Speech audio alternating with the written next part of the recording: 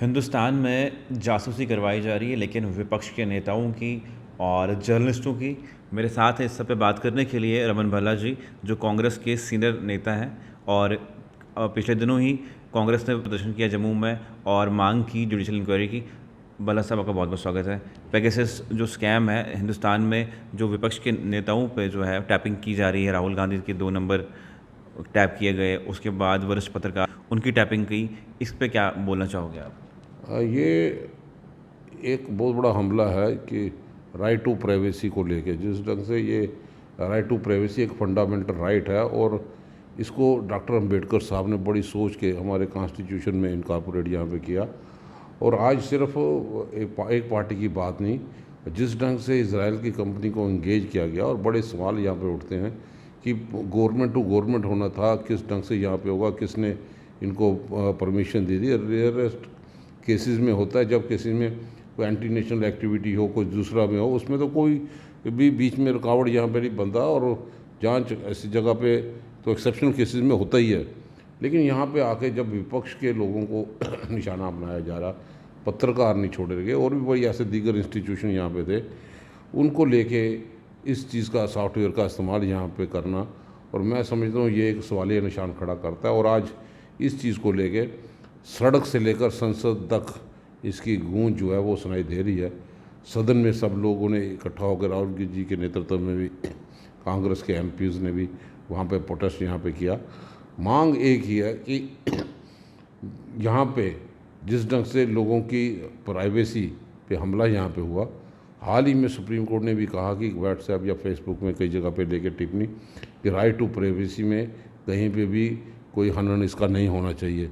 तो कम से कम उन चीज़ों को भी ध्यान में रखते हुए मांग ये करेंगे कि सुप्रीम कोर्ट के जज के मुताबिक एक जांच यहाँ पे हो, ताकि पता चले कौन कौन से लोग यहाँ पे इन्वॉल्व थे जिन्होंने इस राइट टू प्राइवेसी का, इस फंडामेंटल राइट का। आप मुझे बताया, संसद में भी इस पे बहसबाजी हुई, लेकिन भाजपा सरकार की तरफ से किसी नेता ने अभी तक कोई पॉजिटिव रिस्पांस नहीं दिया कि इस पे इंक्वायरी होनी चाहिए, कुछ और होना चाहिए। भाजपा के नेता तमाम सोए हुए हैं, क्या भाजपा के नेता चुप हैं, वो तो सारे गूंगे बहरे हैं। किसी किस्म के उनको जब महंगाई की बात के लिए हमारा लगातार प्रदर्शन चल रहा है, मनमोहन सिंह ने 4 बार लेटर लिखे और कई जगह पे तो सोनिया गांधी जी ने भी पत्र लिखे, वो तो अहंकार के नशे में, सत्ता के नशे में सोए हुए हैं।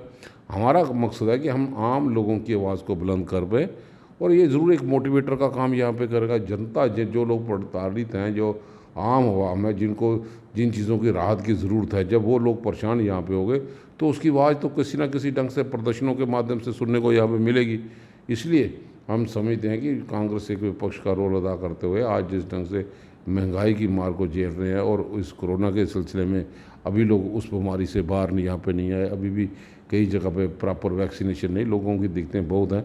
समय समय रहते हुए हम इनकी आवाज़ को बुलंद करने का पूरा प्रयास करें। बोला साहब, मुझे ये बताइए कि भाजपा के नेताओं ने कहा कि जो ये स्कैम है, पेगासस प्रोजेक्ट, जो कांग्रेस बड़ा चढ़ा के बोल रहा है, अभी तक इस पर कोई पुष्टि नहीं हुई है। मीडिया हाउस ने छापा, वो अलग बात है, लेकिन अभी तक कोई इस पर एथेंटिसिटी नहीं है। इसलिए इसके लिए क्या कहेंगे आप? उनका अपना मानना है, वो अपने आप के डिफेंसिव पोजीशन में। आज पूरे इलाके में एक सदन की एक गरिमा यहाँ पे होती है, अगर वहाँ से आवाज़ यहाँ पे उठी तो उनकी खामोशी रहना ये साफ दर्शाता है कि कहीं ना कहीं इन लोगों की इन्वॉल्वमेंट यहाँ पे रही होगी।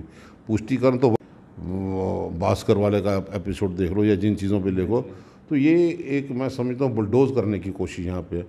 अब भाजपा अगर कोई लोग कहीं पे विरोध करते हैं तो कोशिश करते हैं कि उसको बुलडोज किया जाए, लेकिन जनता समझती है भी किस ढंग से अपना अपना रोल सब लोग यहाँ पे अदा करें। और मैं समझता हूँ कि जांच का विषय को लेकर जिस ढंग से कांग्रेस ने मीर साहब की लीडरशिप में और सोनिया जी की लीडरशिप में पूरे भारतवर्ष में एक सड़क से विरोध प्रदर्शन यहाँ पे किए हैं, ज़रूर उन तक आवाज़ भी जहाँ पे पहुँची होगी, सदन में भी आवाज़ पहुँची होगी। अगर ये आवाज़ किसानों की नहीं सुन रहे, जहाँ पे इतने लोग शहादत देंगे, नोटबंदी के बाद इतने लोग शहादत देंगे, उनकी आवाज़ नहीं सुनेंगे, तो कहीं ना कहीं ये गुमराह करने का सिलसिले में मैं समझता हूँ कि ये अपनी सियासी रोटी सेकते यहाँ पे है। और हमारा संघर्ष जारी रहेगा लोगों के, आवाम की हित की रक्षा करने के लिए। जहाँ पर भी लोगों अपनी महसूस करें कमी, हम उनकी आवाज़ को बुलंद करेंगे। आप मुझे बताइए भल्ला साहब कि अगर आपके पास फ़ोन है, अगर ये सिक्योर नहीं है, आपका फ़ोन कंप्रोमाइज़ हो सकता है, ईवीएम भी तो कंप्रोमाइज़ हो सकता है फिर।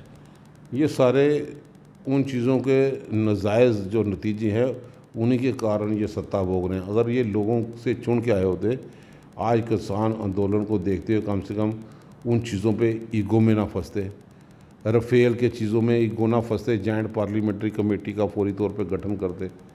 तो यह लगता है कि किसी ना किसी जगह पे ये दाल में कुछ काला है, जिन वजूहत के कारण शायद ये लोग सत्ता तक यहाँ पे पहुँचे हैं। उन हालों से लोगों के कारण गुमराह करने के लिए जो राजनीति की इन्होंने अपनी रणनीति बनाई, चाहे वो 15 लाख का जुमला यहाँ पे हो और कई जगह पे ये जुमलों की बरसात करने के लिए माहिर यहाँ पे। लेकिन आज जनता समझ चुकी है, जिस ढंग से बंगाल की जनता ने समझ लिया, उनको जवाब दिया। आइंदा भी आप देखेंगे कि जम्मू कश्मीर में, इसलिए हम चाहते हैं कि जम्मू कश्मीर में रहने वालों की स्थिति अलग है। यहाँ पे कोई सरकार नाम की कोई चीज़ नहीं, यहाँ पे राज्यसभा का कोई मेंबर नहीं, यहाँ पे चुने हुए नुमाइंदे कहीं नहीं। तो आज लोग कभी महसूस करते हैं कि एलजी साहब हों या 4 एडवाइज़र जम्मू कश्मीर के आम आवाम का समाधान नहीं है। यहाँ पे डेमोक्रेसी को बहाल यहाँ पे करें, रियासत का दर्जा दिलाने के लिए, और वो दर्जा जिसमें गवर्नर साहब की रहनुमाई में सारा सिस्टम यहाँ पे चले, ताकि लोगों को कहीं ना कहीं जो उम्मीद होती है राहत पहुँचाने का हम लोग कदम उठा पाएँ। पेगासस इतना बड़ा स्कैम है, आगे आने वाले टाइम में एक आखिरी सवाल है, कांग्रेस क्या करने को जा रही है? कांग्रेस तो अपना रोष प्रदर्शन ही कर सकती है, सड़कों पे प्रदर्शन करके, हर जगह पे डिफरेंट, चाहे सिग्नेचर कैंपेन करके। अब सदन सबसे बड़े एक वही है डेमोक्रेटिक इंस्टीट्यूशन, उसमें भी आपने देखा कि सदन में 2-3 दिन से लगातार कार्रवाई चल रही है। अब हमारे लोगों की आवाज़ जो है वो सदन में, वहाँ के नेता, हमारी पार्टियाँ, वो उसको उजागर करने का प्रयास कर रहे हैं, लेकिन जो सत्ताधारी पार्टी हैं उसकी तरफ ध्यान यहाँ पे अभी तक नहीं दे रही। लेकिन आए दिन नए मसलों को लेके, ताकि लोग वो चीज़ भूल जाएं, लोग गुमराह हो जाएं, वो अपनी रणनीति अपनाते हैं। लेकिन कहीं ना कहीं ज़रूर जिस ढंग से पूरे भारतवर्ष में इस चीज़ को लेके आक्रोश यहाँ पे है, गुस्सा यहाँ पे है, उन गुस्सा सिर्फ कार्यकर्ताओं का नहीं, कार्यकर्ताओं के पीछे वो ताकत जो आम आवाम की ताकत है वो उसके पीछे है। तो हमें लगता है कि किसी न किसी ढंग से इन चीज़ों को उजागर करने में हम लोग, या पार्टी के या विपक्ष के लोग या पत्रकार, सबसे ज़्यादा रोल पत्रकारों का, जर्नलिज्म का यहाँ पे बनता है, जो भी एक डेमोक्रेसी के पिलर हैं। अगर वो भी अपने आप को सुरक्षित नहीं महसूस करेंगे तो मैं समझता हूँ कि आज का मीडिया पे भी लोगों का विश्वास उठ जाएगा। बहुत बहुत शुक्रिया। ये थे मेरे साथ रमन भल्ला जी, जो लगातार पेगासस प्रोजेक्ट है हिंदुस्तान में, जिसे नाम दिया गया, 16 अलग अलग मीडिया संस्थानों ने इस पर रिसर्च जर्नलिज्म किया और उसके बाद पाया कि एनोसेक एक इजरायली ग्रुप है जो ये सॉफ्टवेयर बेचता है वेटेड गवर्नमेंट्स को टू कलेक्ट द इन्फॉर्मेशन। और सभी जितने विपक्षी नेता हैं उनके फ़ोन टैप किए गए। वरिष्ठ पत्रकार जो सरकार के खिलाफ लिखते हैं उनका भी नाम आया हुआ है, लगभग 300 लोग हैं इस तरह के। इस पर भी रिसर्च जारी है और तमाम जो जितने भी जर्नलिस्ट हैं मिलजुल के इस पर इन्वेस्टिगेट कर रहे हैं और इन्वेस्टिगेट करके आगे एक एक पत्र खुल रहा है कि लगातार किस तरह सरकार, वेटेड गवर्नमेंट जो है विपक्ष के नेताओं की टैपिंग कर रहे हैं, जर्नलिस्टों की टैपिंग कर रहे हैं। ये साफ साफ क्या दर्शाता है? अगर हमारे फ़ोन कंप्रोमाइज़ हो सकते हैं तो ईवीएम भी कंप्रोमाइज़ हो सकता है, क्योंकि सरकार भाजपा की है और भाजपा की सरकार में क्या कुछ हो सकता है। आप हमारे कमेंट सेक्शन में लिख सकते हैं। जो ये पेगासस प्रोजेक्ट है, क्या ये कहीं ना कहीं ईवीएम से लिंक करता है या नहीं।